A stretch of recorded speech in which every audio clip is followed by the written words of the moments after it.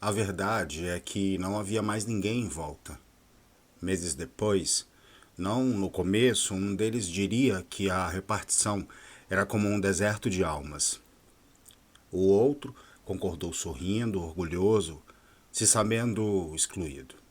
E longamente, entre cervejas, trocaram então ácidos comentários sobre as mulheres mal amadas e vorazes, os papos de futebol, amigo secreto, lista de presente, bookmaker, bicho, endereço de cartomante, clips no relógio de ponto, vez em quando salgadinhos no fim do expediente, champanhe nacional em copo de plástico. Num deserto de almas também desertas, uma alma especial reconhece de imediato a outra. Por isso, talvez, quem sabe, mas nenhum se perguntou. Não chegaram a usar palavras como especial, diferente ou qualquer coisa assim. Apesar de, sem efusões, terem se reconhecido no primeiro segundo do primeiro turno, acontece, porém, que não tinham preparo algum para dar nomes às emoções, nem mesmo para tentar entendê-las. Não que fossem muito jovens, incultos demais ou mesmo um pouco burros. Raul tinha um ano mais que 30, Saul um menos. Mas as diferenças entre eles não se limitavam a esse tempo, a essas letras. Raul vinha de um casamento fracassado, 3 anos e nenhum filho. Saul, de um noivado tão interminável que terminara um dia e um curso frustrado de arquitetura. Talvez por isso desenhava, só rostos, com enormes olhos sem íris nem pupilas. Raul ouvia música e às vezes de porre pegava o violão e cantava, principalmente velhos boleros em espanhol. E cinema, os dois gostavam. Passaram no mesmo concurso para a mesma firma, mas não se encontraram durante os testes. Foram apresentados no primeiro dia de trabalho de cada um. Disseram prazer, Raul, prazer, Saul. Depois, como é mesmo o seu nome? Sorrindo, divertidos da coincidência. Mais discretos porque eram novos na firma e a gente, afinal, nunca sabe onde está pisando. Tentaram se afastar quase que imediatamente, deliberando se limitarem a um cotidiano oi, tudo bem, ou no máximo às sextas um cordial bom fim de semana então. Mas desde o princípio alguma coisa, fados, astros, sinais, quem saberá, conspirava contra ou a favor, por que não? Aqueles dois. Suas mesas ficavam lado a lado.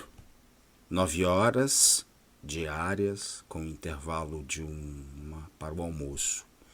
E perdidos no meio daquilo que Raul, ou teria sido Saul, chamaria, meses depois, exatamente de um deserto de almas.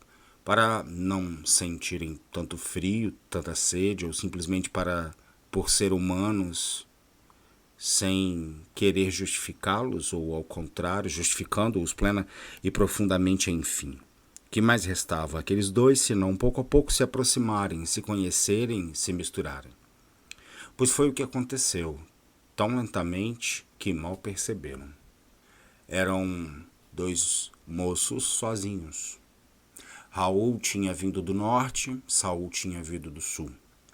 Naquela cidade todos vinham do norte, do sul, do centro, do leste, e com isso quero dizer que esses detalhes não os tornaria especialmente diferentes. Mas no deserto de almas em volta, todos os outros tinham referenciais. Uma mulher, um tio, uma mãe, um amante. Eles não tinham ninguém naquela cidade.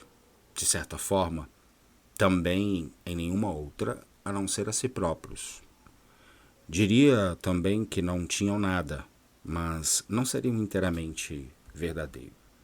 Além do violão, Raul tinha um telefone alugado, um toca-disco com um rádio e um sabiá na gaiola, chamado Carlos Gardel.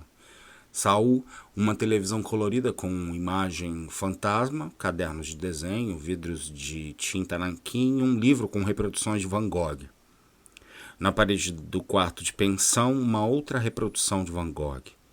Aquele quarto com uma cadeira de palhinha parecendo torta, a cama estreita, as tábuas do assoalho colocado na parede em frente à cama. Deitado, Saul tinha às vezes a impressão de que o quadro era um espelho refletindo, quase fotograficamente, o próprio quarto. Ausente, apenas ele mesmo. Quase sempre era nessas ocasiões que desenhava. Eram dois moços bonitos também, todos achavam. As mulheres da repartição, casadas, solteiras, ficaram nervosas quando eles surgiram, tão altos e altivos, comentou, olhos arregalados, uma das secretárias. Ao contrário dos outros homens, alguns até mais jovens, não tinham barriga ou aquela postura desalentada de quem carimba ou datilógrafa papéis 8 horas por dia. Moreno de barba forte, azulando o rosto, Raul era um pouco mais definido, com sua voz de baixo profundo, tão adequada aos boleros amargos que gostava de cantar. Tinham a mesma altura, o mesmo porte, mas Saul parecia um pouco menor, mais frágil, talvez pelo cabelo claro, cheios de caracóis miúdos, olhos assustadiços, azul desmaiado. Eram bonitos juntos, diziam as moças. Um doce de olhar. Sem terem exatamente consciência disso, quando juntos os dois aprumavam ainda mais o porte. E, por assim dizer, quase cintilavam. O bonito de dentro de um estimulando o bonito do fora de outro, e vice-versa. Como se houvesse entre aqueles dois uma estranha e secreta harmonia. Cruzavam-se silenciosos mais cordiais, juntos à garrafa térmica do cafezinho, comentando o tempo ou a chatice do trabalho, depois voltavam às suas mesas. Muitos de vez em quando um pedia um cigarro ao outro e quase sempre trocavam frases, como tanta vontade de parar. Mas nunca tentei, ou já tentei tanto, agora desisti. Durou tempo aquilo. E teria durado muito mais, porque serem assim fechados, quase remotos, era um jeito que traziam de longe, do norte, do sul. Até um dia em que Saul chegou atrasado, e respondendo a um vago que houve, contou que tinha ficado até tarde assistindo a um velho filme na televisão. Por educação, ou cumprido um ritual, ou apenas para que o outro não se sentisse mal chegando quase às 11, apressado, barba por fazer, Raul deteve os dedos sobre o teclado da máquina e perguntou, que filme? Infâmia, Saul contou. Audrey Hepburn, Shirley MacLaine, um filme muito antigo, ninguém conhece. Raul olhou para ele devagar e mais atento, como ninguém conhece. Eu conheço e gosto muito. Abalado, convidou Saul para um café e, no que restava daquela manhã muito fria de junho, o prédio feio, mas que nunca parecendo uma prisão ou uma clínica psiquiátrica, falaram sem parar sobre o filme. Outros filmes viriam nos dias seguintes, e tão naturalmente como se de alguma forma fosse inevitável. Também vieram histórias pessoais, passados, alguns sonhos, pequenas esperanças e, sobretudo, queixas. Daquela firma, daquela vida, daquele nó. Confessaram uma tarde cinza de sexta apertado no fundo do peito. Durante aquele fim de semana, obscuramente desejaram pela primeira vez, um em sua kitnet, outro na pensão, que o sábado e o domingo caminhassem depressa para dobrar a curva da meia-noite e novamente desaguar na manhã de segunda-feira, quando, outra vez, se encontrariam para um café. Assim foi, e contaram que tinham bebido além da conta, outro que dormira quase o tempo todo. De muitas coisas falaram aqueles dois nessa manhã, menos da falta que sequer sabiam claramente ter sentido. Atentas, As moças em volta providenciaram esticadas aos bares depois do expediente, gafieiras, discotecas, festinhas na casa de uma, na casa de outra. A princípio esquivos, acabaram cedendo, mas quase sempre enfiavam-se pelos cantos e sacadas para contar suas histórias intermináveis. Uma noite, Raul pegou o violão e cantou Tu me acostumbraste. Nessa mesma festa, Saul bebeu demais e vomitou no banheiro. No caminho até o táxi, separados, Raul falou pela primeira vez no casamento desfeito. Passo incerto, Saul contou do noivado antigo. E concordaram bêbados que estavam ambos cansados de todas as mulheres do mundo, suas tramas complicadas, suas exigências mesquinhas. Que gostavam de estar assim, agora, sós, donos de suas próprias vidas. Embora isso não disseram, não soubessem o que fazer com elas. Dia seguinte, de ressaca, Saul não foi trabalhar, nem telefonou. Inquieto, Raul vagou o dia inteiro pelo corredor, subitamente deserto, gelados, cantando baixinho Tu me acostumbraste, entre inúmeros cafés e meio maço de cigarro a mais que o habitual. Os fins de semana tornaram-se tão longos que um dia, no meio de um papo qualquer, Raul deu a Saul o número de seu telefone. Alguma coisa que você precisasse ficar doente, a gente nunca sabe. Domingo depois do almoço, Saul telefonou só para saber o que o outro estava fazendo e o visitou. E jantaram juntos a comidinha mineira que a empregada tinha deixado pronta no sábado. Foi dessa vez que, ácidos e unidos, falaram num tal deserto, nas tais almas. Há quase 6 meses se conheciam. Saul se deu bem com Carlos Gardel, que ensaiou um canto tímido ao cair da noite. Mas quem cantou foi Raul, Perfídia, La Barca, e a pedido de Saul, outras vezes, 2 vezes, Tu me acostumbraste. Saul gostava principalmente daquele pedacinho assim sutil, Llegaste a mí con uma tentación, llevando de inquietud mi coração. Jogaram algumas partidas de buraco e por volta das 9, Saul se foi. Na segunda, não trocaram uma palavra sobre o dia anterior, mas falaram mais que nunca e muitas vezes foram ao café. As moças em volta espiavam, às vezes cochichando sem que eles percebessem.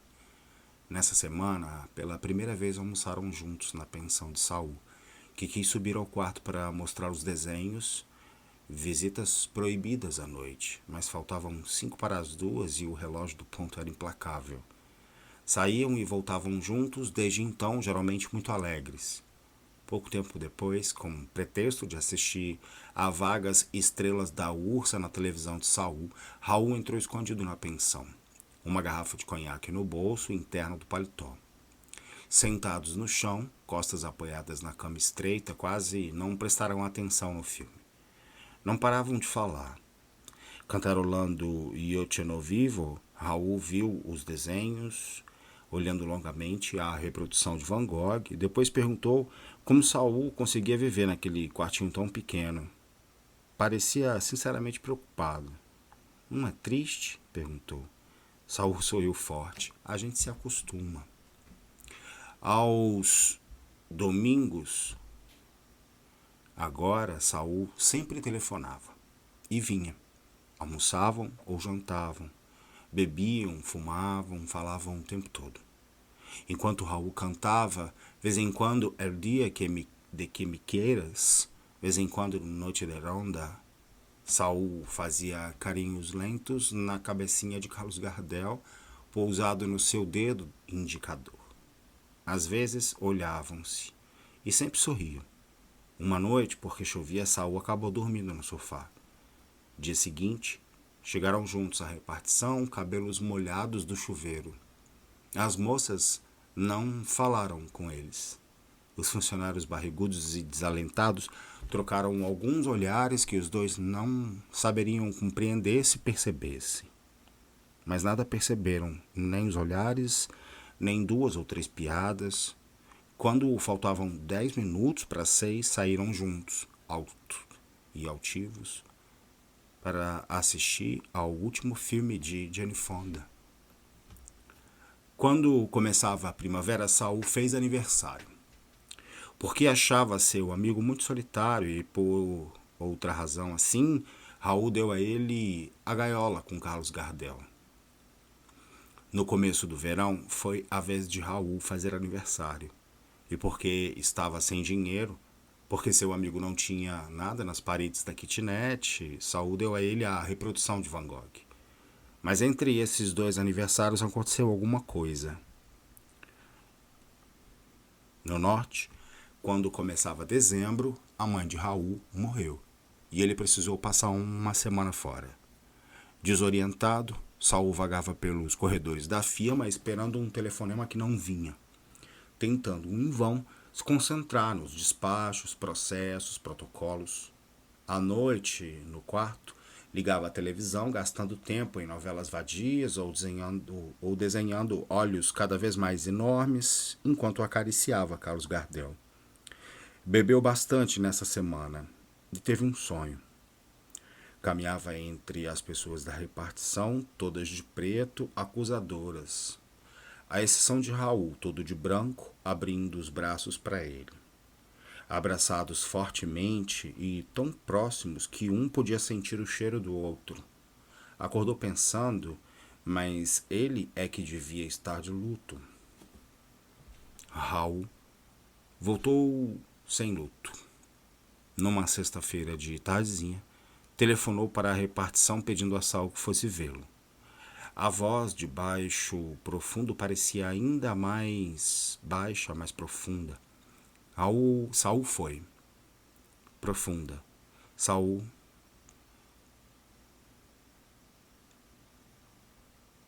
Raul voltou sem luto.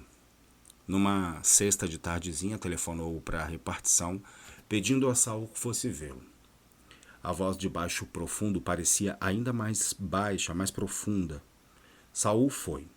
Raul tinha deixado a barba crescer. Estranhamente, ao invés de parecer mais velho ou mais duro, tinha um rosto quase de menino. Beberam muito nessa noite. Raul falou longamente da mãe e eu podia ter sido mais legal com ela, disse, e não cantou. Quando Saul estava indo embora, começou a chorar. Sem saber ao certo o que fazia, Saul estendeu a mão e, quando percebeu, seus dedos tinham tocado a barba crescida de Raul. Sem tempo para compreenderem, se abraçaram fortemente. E tão próximos que um podia sentir o cheiro do outro. O de Raul, flor murcha, gaveta fechada. O de Saul, colônia de barba, talco. Durou muito tempo. A mão de Saul tocava a barba de Raul, que passava os dedos pelos caracóis miúdos do cabelo do outro. Não diziam nada. No silêncio era possível ouvir uma torneira pingando longe. Tempo depois... Tanto tempo durou que, quando Saul levantou a mão ao cinzeiro, o cigarro era apenas uma longa cinza que ele esmagou sem compreender. Se afastaram, então. Raul disse: qualquer coisa como eu não tenho mais ninguém no mundo, e Saul outra coisa qualquer como você tem a mim agora e para sempre. Usavam palavras grandes, ninguém, mundo, sempre, e apertavam-se as duas mãos ao mesmo tempo, se olhando nos olhos, injetados de fumo e álcool. Embora fosse sexta e não precisassem ir à repartição na manhã seguinte, Saul se despediu. Caminhou durante horas pelas ruas desertas, cheias apenas de gatos e putas. Em casa, acariciou Carlos Gardel até que os dois dormissem. Mas um pouco antes, sem saber porquê, começou a chorar, se sentindo só, pobre, feio e infeliz, e confuso e abandonado, bêbado e triste. Triste, triste, triste. Pensou em ligar para Raul, mas não tinha fichas e era muito tarde. Depois chegou o Natal, o Ano Novo, que passaram juntos, recusando o convite dos colegas da repartição. Raul deu a Saul uma reprodução do Nascimento de Vênus, que ele colocou na parede exatamente onde estivera o quadro do Van Gogh. Saul deu a Raul um disco chamado Os Grandes Sucessos de Dalva de Oliveira.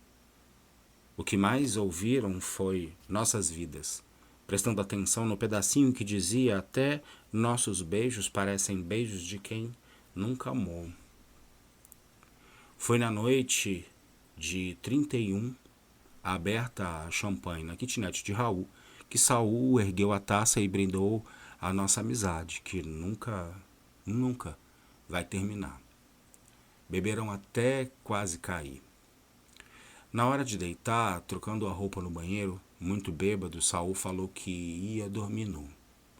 Raul olhou para ele e disse: "Você tem um corpo bonito." "Você também", disse Saul, e baixou os olhos. Deitaram ambos nus, um na cama atrás do guarda-roupa, outro no sofá. Quase a noite inteira, um conseguia ver a brasa acesa do cigarro do outro, furando o escuro feito um demônio de olhos incendiados. Pela manhã, Saul foi embora sem se despedir para que Raul não percebesse suas fundas olheiras. Quando janeiro começou, quase na época de tirarem férias, e tinham planejado juntos, quem sabe Paraty, Ouro Preto, Porto Seguro, ficaram surpresos naquela manhã em que o chefe da seção chamou perto do meio-dia. Fazia muito calor. Suarento, o chefe foi direto ao assunto. Tinha recebido algumas cartas anônimas. Recusou-se a mostrá-las. Pálido, ouviram expressões como relação anormal e ostensiva, desavergonhada, aberração, comportamento doentio, psicologia deformada, sempre assinada por um atento guardião da moral. Saul baixou os olhos desmaiados, mas Raul colocou-se de pé.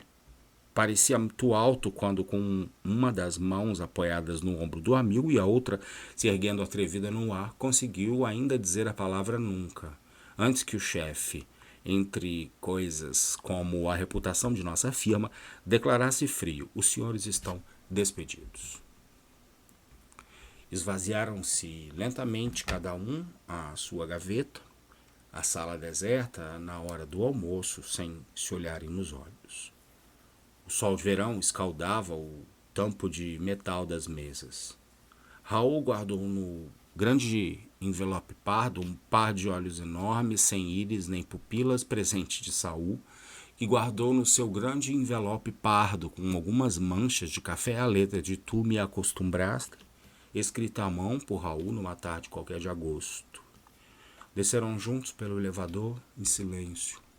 Mas quando saíram pela porta daquele prédio grande e antigo, parecido com uma clínica ou uma penitenciária, vistos de cima pelos colegas todos postos na janela, a camisa branca de um, a azul do outro, estavam ainda mais altos e altivos. Demoraram alguns minutos na frente do edifício. Depois apanharam o mesmo táxi, Raul abrindo a porta para que Saul entrasse. "Ai, ai", alguém gritou da janela, mas eles não ouviram. O táxi já tinha dobrado a esquina. Pelas tardes poeirentas daquele resto de janeiro, quando o sol parecia a gema de um enorme ovo frito no azul sem nuvens no céu, ninguém mais conseguiu trabalhar em paz na repartição. Quase todos ali dentro tinham a nítida sensação de que seriam infelizes para sempre. E foram.